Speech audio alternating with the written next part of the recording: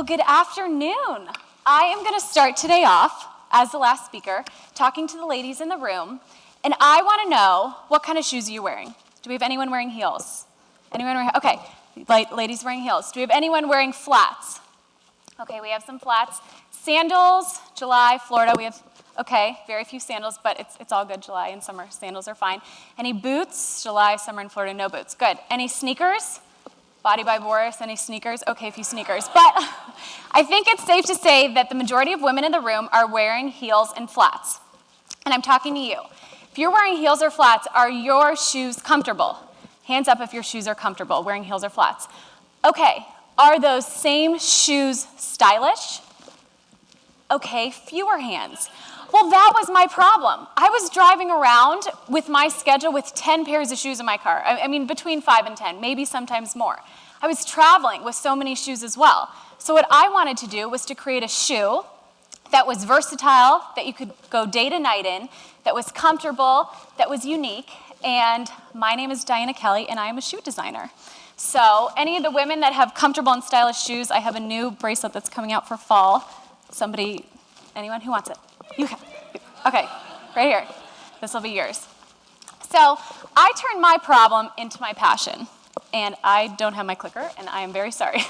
Well, I turned my problem into my passion. And passion is a word that maybe it's overused sometimes, but we just did the shoe thing. Maybe passion's overused sometimes, but maybe that's because it's directly linked to success. And passion isn't necessarily something that needs to give you butterflies. For example, my hairdresser, we were talking about passions about a year ago, and he said that his passion was actually his pet peeve. Okay, your passion's your pet peeve. It didn't make any sense to me. But he used to be a nurse, and he hated seeing all the bad hair, thank you, all the bad hair that was in the hospital. So he stopped being a nurse and went to hair school, and that's what he does every day. He found out what his passion is, and that's what he does every day is he designs hair, and he's the happiest person. So you need to be able to pinpoint your passion. And my passion is fashion, and your passion doesn't need to rhyme, but anyone who knows me knows that that's very appropriate for me to have a rhyming passion. But you do need to be able to pinpoint that passion, and then to be able to turn that into success. I mean, if you can't turn your passion into success, what are you doing? And what are you doing here? So I have broken it down into 3 things. Believing in the American dream, and I mean really believing that we live in a land of opportunity. If you don't believe that your opportunity still awaits, then what are you doing here? And really believing in that American dream. Being innovative, and then also every time somebody tells you no, you tell them yes, and you use that as your own fuel to succeed. Meet my grandparents. This is Omi and Opa.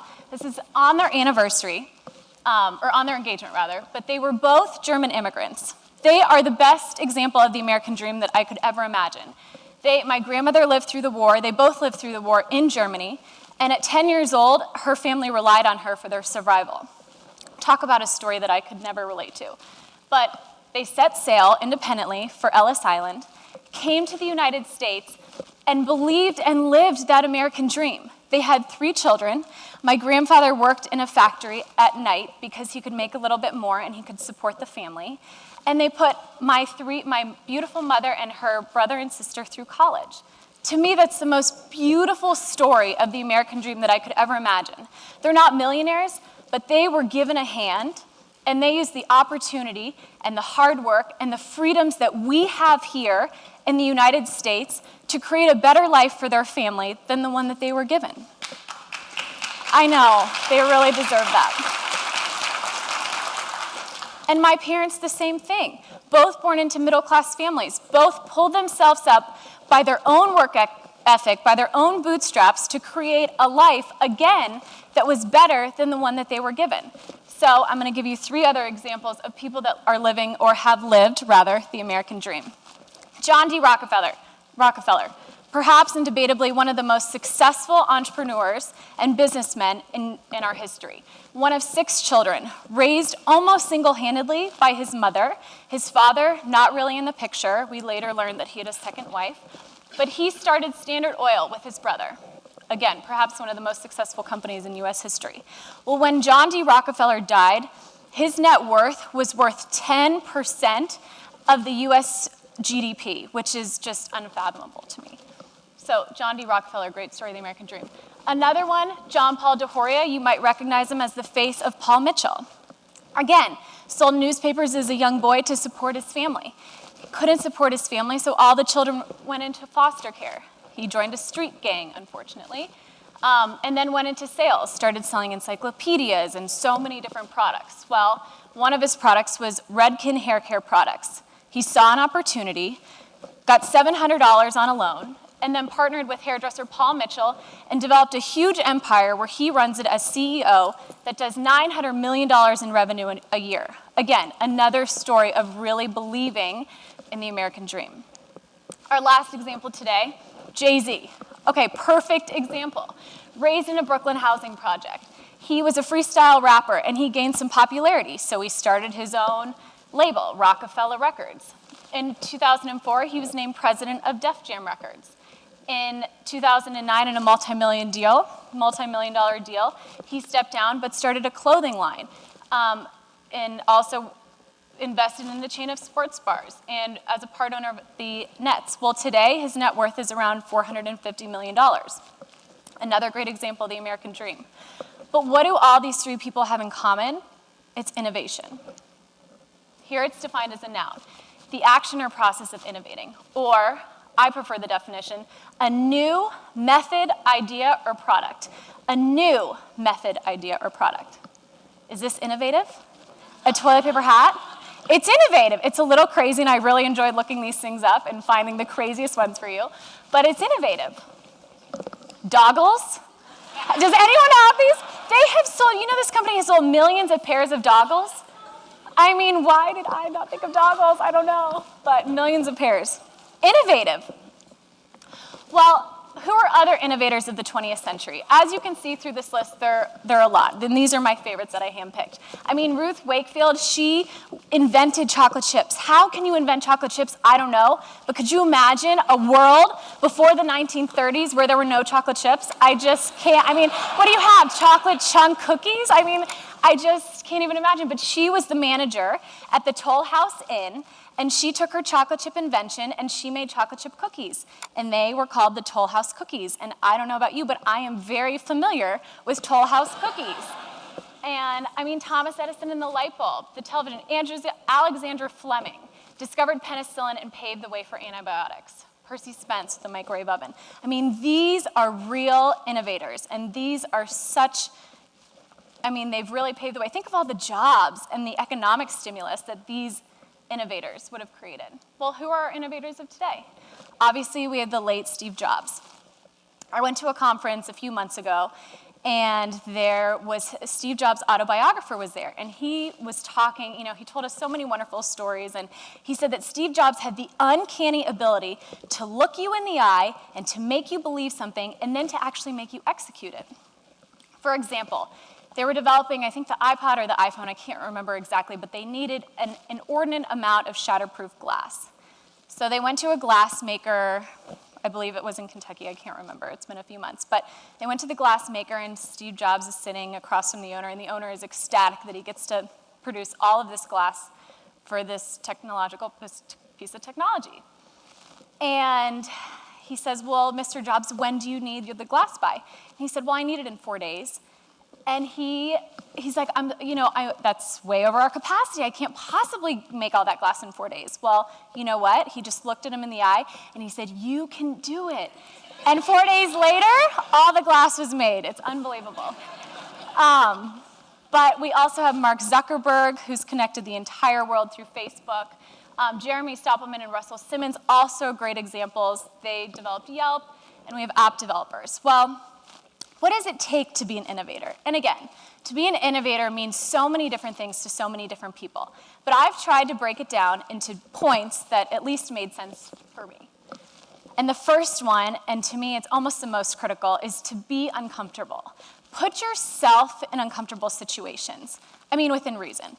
But putting yourself, like getting on a stage to give a speech, okay, not always really comfortable. Or, for example, for me, it was buying 6,000 pairs of shoes 4 years ago without one pre-order and taking out a loan for 6,000 pairs of shoes.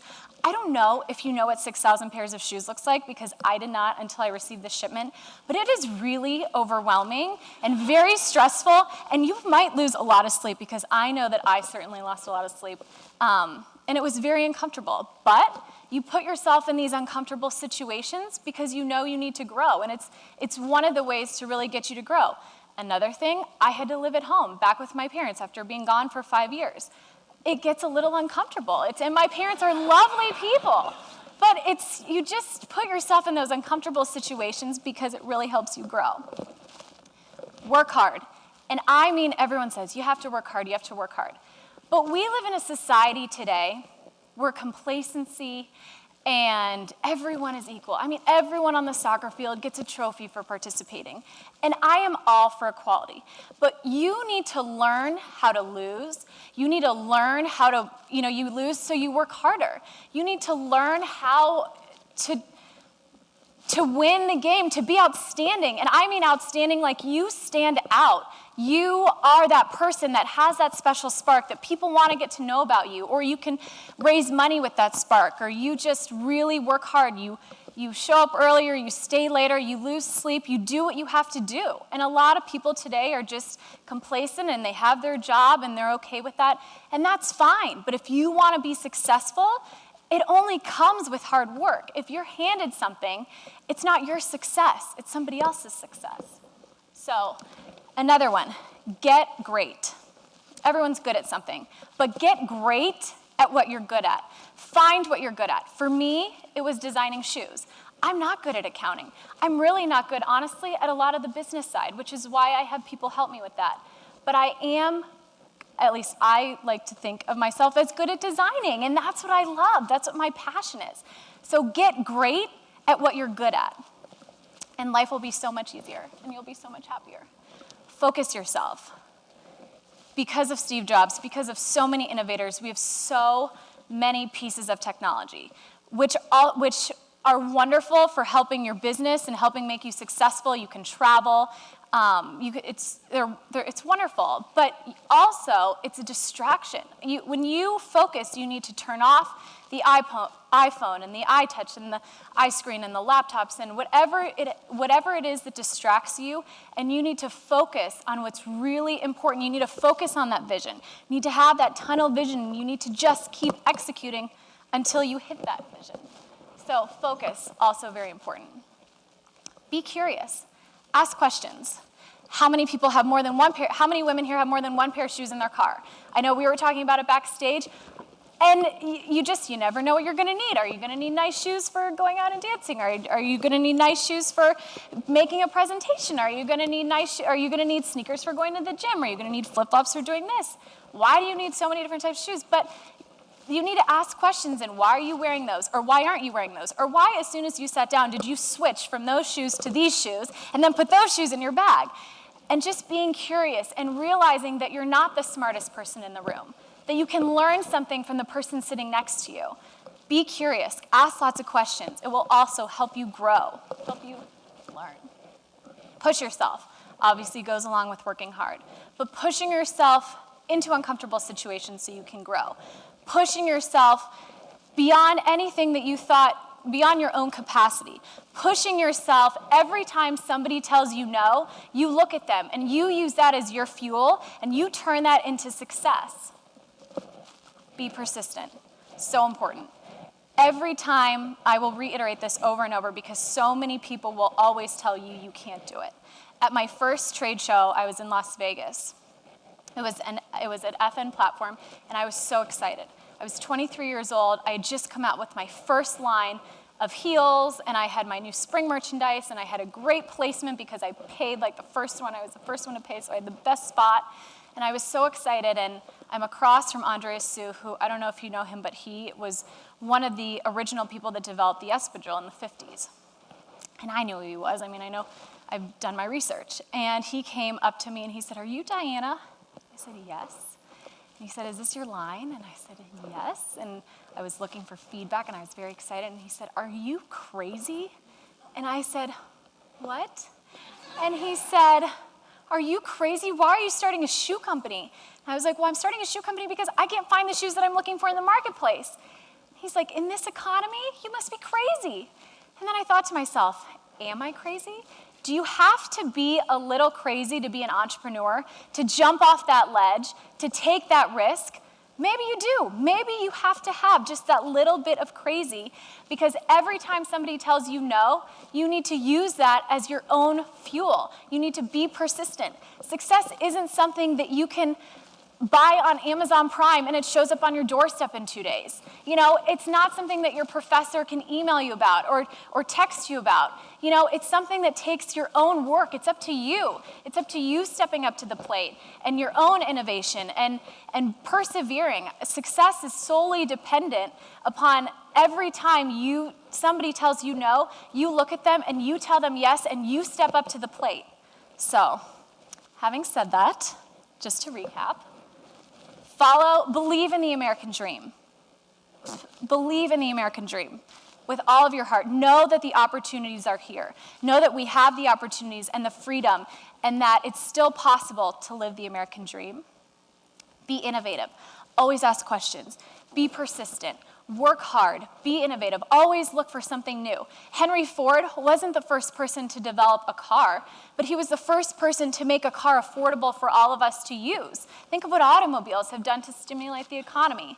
And last but not least, every time somebody tells you no, you use that as your fuel to succeed. So thank you very much.